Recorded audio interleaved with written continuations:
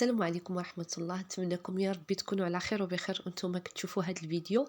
عواشركم مبروكة من ضمن المعسلات الرمضانية، وهما هاد البريوات د اللوز اللي كلشي كيحماق عليهم.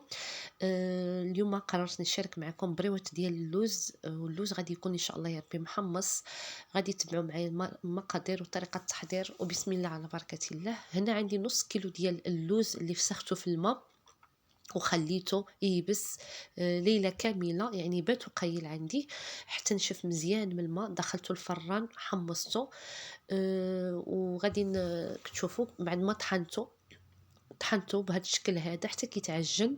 ما كنخليوهش حتى كيطلق الزيت ديالو، غير بهذه الطريقه هذه. غادي نعمل معاه 100 غرام ديال الزبده. ملي كيكون عندنا نص كيلو ديال اللوز كنعملوا معاه 100 غرام ديال الزبده بحراره المطبخ. عندي هنايا 3 ديال المغارف ديال الماء زهر باش نسمو هاد العقده، وكذلك عندي 3 المغارف السكر. ولان الحلاوه كيبقى كل واحد والاختيار ديالو، ما نساوش بان هاد البريوات كنطفيوهم في العسل. عندي هنايا قبصه ديال الملحه باش نعدلو الحلاوه، وكذلك عندي هنايا المسكه الحره اللي دقيتها مع شويه ديال السكر كلاصي، ومغرفه صغيره ديال القرفه مع مراشي. وغادي نجمع هاد البريوات، غادي نلويهم ورقه ديال الفيلو. لان انا كنفضل هاد النوعيه ديال المعسلات بحال لي سيجار او لا البريوات، كنفضل نستعمل فيهم الورقه الفيلو، كيجيو مسبوكين وكيكونوا مقرمشين. بالنسبه للوز كيف ما شفتوا عملت عليه ديك القرفه، المسكه الحره، قبيصه ديال الملحه، والسكر. قلت لكم انا هنا عملت 3 ديال المغارف ديال السكر. جالي المذاق ديال العقده هو هذاك مع العسل اللي عملت فيه. يعني بغيتو نتوما تقللوا، بغيتو تزيدوا الاحسن ديك 3 المغارف جاوني هما هذوك مع نص كيلو ديال اللوز. غادي نحاول نخلط المكونات. وبالنسبه للسكر ضروري تعملوا السكر سنيده. الا عملت السكر كلاصي راه اللوز غادي يطلق لكم الزيت والعقده ما غتجمع لكم شيء. اذا عملت الزبده اللي تكون بحراره المطبخ باش تسهل عليكم انكم تخدموها. كيف ما شفتوا بعد ما خدمت ديك الزبده مزيان حتى داب ديك السكر ونسجموا العناصر مع ديك اللوز، عملت 3 ديال المغرفات ديال ما زهر اللي كيعطي اضافه وكيعطي بنه. كذلك غادي نبدا نخدم هنا العناصر. صافي هنا كتشوفوا يعني العقده كتشوفوها جاريه شويه في يدي اولا خفيفه. غادي نعملها في الثلاجه حتى تشبر راسها لمده ديال من 4 ساعات حتى 20 دقيقه، وغادي نرجع معكم باش نبداو نلويو البريوات ديالنا. هنا كنعتذر قلبت التليفون وصورت به وما رديتش البال. المهم الطريقه كنظن مفهومه وواضحه. الطريقه نفس يعني التقنيه اللي عملت في بريوات الفيديو السابق ديال بريوات ملحين بالدجاج. انا كنفضل انني نقطع الورقه على شريط واحد، وعليه كنشبر العبار كامل باش هيدا كيسهل عليا نخدم. وكنعمل 4 ديال الشرائط بحال اللي كتشوفوا معايا هيدا، وكنبدا نلوي. يعني الطريقه سهله، كنجمعوا العقده بيدنا باش ما تخرجناش من الورقه، وعليها كنبداو نلويو وكنشكلوا شكل مثلث وكنبداو نقلبوا من اليمين للشمال. انا تقلت هنايا الفيديو باش توضح الطريقه للمبتدئات اللي غادي يجربوا اول مره بريوات سواء مالحين او حلوين في الدار. سهله. صافي هنا كنخلي واحد الطريف في الحاشيه اللي عليه غادي نثبت بشويه ديال الطحين مع الماء. غادي نخلي غير شويه وغادي نلصق ونكونوا متيقنين ما غيتحلوش معاكم في القلي، غادي يبقاو شابرين الشكل ديالهم. شفتوا كيفاش كيجيو. انا اخترت انني نعمل بريوه يعني ماشي صغيره مره ماشي كبيره، الشكل ديالو متوسط، يعني كيجي الشكل ديالها صغير على شباكيه طبعا. شفتوا الطريقه كيفاش يعني سهله وكيجي الشكل ديالو. انا كنفضل هاد الورقه د الفيلو لان كتعجبني في هاد النوع المعسلات لي سيجار معسلين اولا بريوات اولا البقلاوه اولا المحنشه.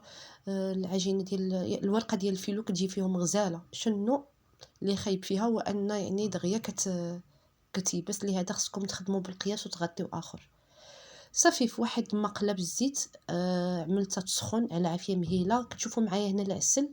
بالنسبه للعسل انا هذه مده طويله وانا كنعمل العسل منزلي، كنعمل العسل بيدي وكيجي عاقد وخاطر، وصدقوني هاد العسل هذا منزلي كيجي ثابت على المعسلات اكثر من ديك العسل اللي كنشريوه واجد، واخا يكون يعني نوعيه ممتازه اولا غالي. هاد العسل هذا وبشهاده ديال بزاف الاخوات انهم كيقولوا بان العسل منزلي كيجي يعني شابر وكيبقى في المعسلات احسن من اللي كنشريوه جاهز. الا بغيتو الفيديو ديال العسل يعني الطريقه جد سهله خليوها لي في التعليق ان شاء الله ننزل لكم الطريقه ديال العسل المنزلي. خصكم غير يعني تحترموا الطريقه ديال كيفاش تخدموه والمده ديال الطياب ديالو، وان شاء الله يكون معكم ناجح تقدروا تخدموا به الشباكيه ديالكم اولا جميع المعسلات. كيف ما شفتوا في العافيه خليتها يعني متوسطه باش ما يتلهفوش وش يطيبوا على خاطرهم. وعملت البريوات ديالي هنا ما غنقلبهم، ماشي غير كنحرك البريوه على خطا باش يطيبوا على الخاطر ديالهم حتى كنشوفوهم تحمروا من واحد الجهه عاد كنبداو نقلبوا. كنجيب الفرشيط كنبدا نخدم يعني كنبقى نحرك بهاد العمليه هذه دائريه. كتشوفوا البريوه باقا ما شبرت اللون اللي باغيه انا، غادي نبدا نحرك باش البريوات يتحمروا من جهات كاملين. كتشوفوا تبارك الله ما شاء الله البريوات بقاو شابرين يعني ما تحلوا ما حتى حاجه. كنعتذر على هذا الصوت الصراحه ضربني شويه البرد هيداك، قلت غادي نعمل مونتاج للفيديو باش ضروري ما نحطه في القناه لان بزاف كيقولوا لي كتعطل علينا. كنعتذر بزاف ديال الوصفات عندي ولكن الوقت ما كيسمحش. كتشوفوا معايا غير خداو البريوات ديك اللون مذهب هيدا غادي نعملوهم في العسل اللي باقي غادي يشبروا اللون ديال العسل. بالنسبه للعسل ما كتسخنوها ما والو، يعني بديك القوام اللي كتشوفوه ثقيل كتعملوا فيه البريوات، بديك السخانه ديال البريوات او اي معسلات راه غادي يترخى معكم العسل.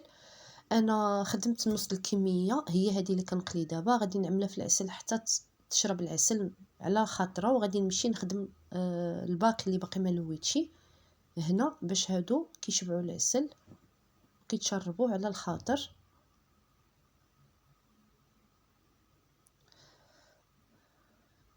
وبالنسبه للنص كيلو ديال اللوز كيقدر يعمل لكم يعني اكثر من كيلو ديال البريوات، داكشي على حسب الحجم اللي غادي تخدموه. انا عمل لي اكثر يعني نقولوا كيلو و100 100 ديال البريوات، يعني نص كيلو د اللوز كيخرجكم كيلو او اكثر من البريوات. صافي كنهز العسل كتشوفوا كيفاش ثقيل، هذا هو القوام الصحيح اللي خصو يكون فيه العسل. كتشوفوه ثقيل راه مع السخانه ديال المعسلات راه غادي يرخي راسو. كنهز العسل وكنبدا نعملها فوق البريوات حتى كيتشربوا كيف ما شفتوا دابا معايا البريوه شاربه العسل من برا ومن داخل. انا ما عملتهم لا في كسكاس ولا في شبكه ولا حتى حاجه، غادي نبقى نهز بريوه غير بالفرشيط باش ما يهودش منا مثلا نقولوا ديك العسل كامل، خصني يبقاو شاربين العسل باش نحتفظ بهم واحد المده. غادي نجي نوريكم الطريقه ديال التزيين ديالي لهاد البريوات. بالنسبه للبريوه انا كنجي كنهز القنات ديالها وكنبدا نغطسو هيدا في الجنجلان. بغيتو مثلا تغطسوهم في الجنجلان، بغيتو انكم تهرمشوا اللوز وتغطسوهم في اللوز اللي بغيتو مثلا تخليوهم يعني سامبل كيبقى لكم الاختيار. انا هاد الطريقه هذه التزيين كتعجبني كيجيو يعني الشكل ديالهم مزيون. غنستمر هيدا وغادي تجيو ترجعوا معايا باش تشوفوا الشكل النهائي د البريوات ديالي معسلين كيفاش كيجيو. مشاهدينا هذا هو الشكل النهائي ديال البريوات اللي كيجيو روعه، ماشي غنشكر لكم ولكن كتشوفوا يعني غير الشكل ديالهم كيفاش كيجي اللمعان اللي كيعطي هذا العسل. هنا ضرب فيهم الفلاش ديال التليفون كيفاش كيعطي لهم اللمعان هذا العسل، زعما الصراحه غزلان هيدا كيبقاو يعني كيصبر فيهم العسل ما كينشفوش دغيا. شفتوا فتحت معكم واحد البريوه شفتوا كيفاش كتجي يعني شاربه ومعسله ومقرمشه، زعما الصراحه كيجيو غزلان. وحتى هاد ورقه الفيلو عندها دور ان كتعطينا هاد يعني القرمشه اكثر من الورقه اخرى. كنتمنى الوصفة والطريقة ديالي تكون جاتكم سهلة. لأول مرة غادي يشوف القناة ما تنساوش الاشتراك باش يبقى يوصلكم كل جديد، والإعجابات والتعليق كذلك المحفزة اللي كتخليني دائما نعطيكم الجديد. باقي بزاف ديال الوصفات إن شاء الله غادي نشاركها معكم، تكون مالحة وحلو كذلك، يعني التحليات اللي وصوني عليها بعض الأخوات إن شاء الله. انتظروني في جديد آخر إن شاء الله. والسلام عليكم ورحمة الله.